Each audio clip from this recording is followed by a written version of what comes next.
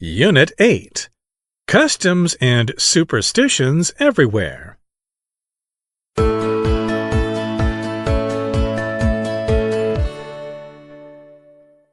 Read about it.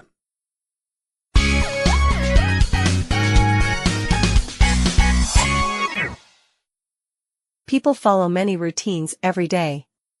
Can you sort these routines into customs and superstitions?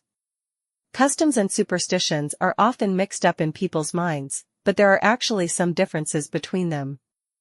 A custom is the traditional way of doing something, and it is based on experience, knowledge, or reason. A superstition, however, is a belief that people hold without a good reason. One of the differences between superstitions and customs is that we can often see the logic in customs. For example, it is a Western custom for a bride to put on a white wedding gown and wear it at her wedding because this color represents purity. However, it is a superstition in the West that a groom might have bad luck if he meets his bride in her wedding gown before the wedding ceremony. As we can see, there's no proof of any logical connection between the two, yet lots of people still follow this practice. Interestingly, many customs have grown out of old superstitions, and some of these deal with health. Take saying bless you when someone sneezes, for example.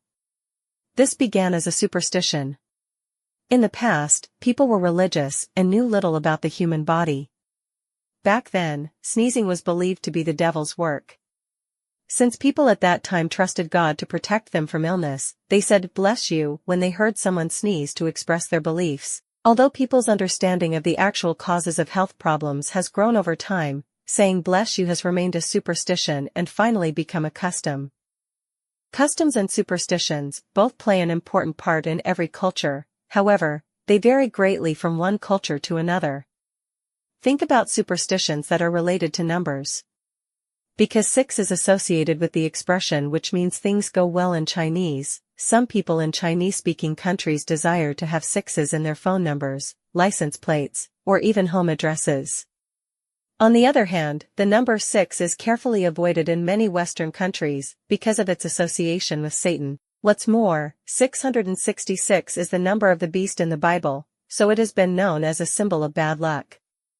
In addition to the examples above, customs and superstitions also influence people's diet, behavior, and even the layout of their houses.